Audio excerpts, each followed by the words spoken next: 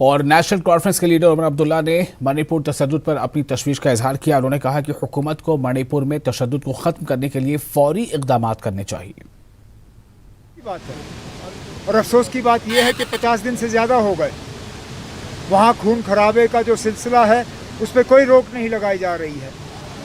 लेकिन क्योंकि दिल्ली से वो इलाका इतना दूर है, शायद उसको नज़रअंदाज किया जा रहा है।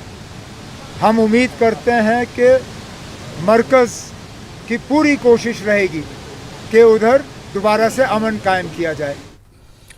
राजनाथ सिंह वज़ीर दिफा ने बीजेपी हेडक्वार्टर में बीजेपी की जम्मू कश्मीर यूनिट के सरकर्दा लीडरों के साथ मीटिंग की सदारत की। राजनाथ सिंह ने पार्टी लीडरों को इंतखाबात के लिए तैयार रहने का मशवरा दिया। साबिक नायब वज़ीर आला डॉक्टर निर्मल सिंह ने कहा कि राजनाथ सिंह ने निचली सतह पर लोगों को मोदी हुकूमत की तरफ से अपने इक़्तिदार के पिछले 9 सालों के दौरान शुरू की गई फलाही स्कीमों के बारे में आगाह करने की हिदायत दी थी।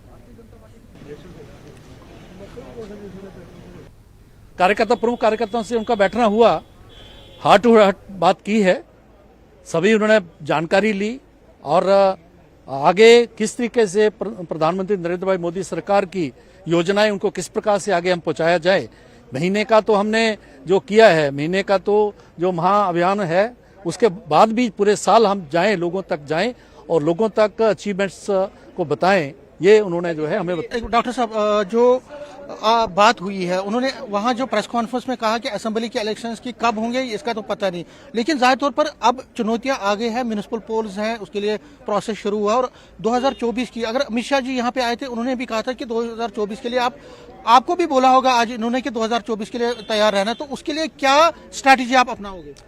देखिए 2024, 23 और 24 ये जो साल है ये इलेक्शन ईयर है।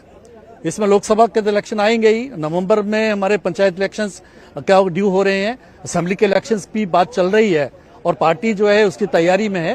तो कुल मिला के अभी हम जो है इलेक्शन मोड में है और पार्टी उसके लिए तैयार है और हर कार्यकर्ता अपनी जिम्मेवारी के साथ उसके लिए लगा हुआ है। इसी प्रकार का जो है उन्होंने निर्देश जो है राजनाथ जी ने हमें दिया। पार्टी का जो आधार जिन्होंने रखा है, अटल जी, अडवाणी जी और उसके बाद बाकी जो मुरली मनोहर जोशी जी, इसी लाइन में राजनाथ जी भी आते हैं, प्रधानमंत्री मोदी जी तो हैं ही।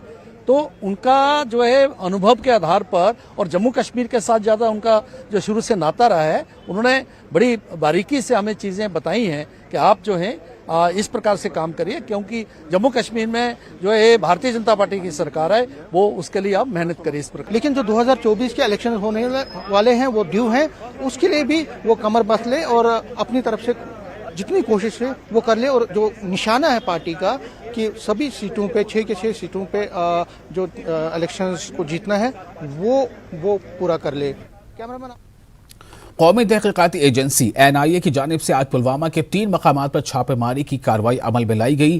NIA की टीमों ने जिला पुलवामा के रतनीपुरा और काकापुरा के अलावा सेथर इलाकों में छापे मारे।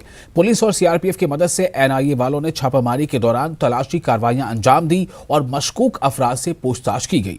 कहा जा रहा है कि मिलिटेंटों के मददगार और OGW की गिरफ्तारी के बाद NIA ने ये छापामार कार्रवाइयां अंजाम दी हैं।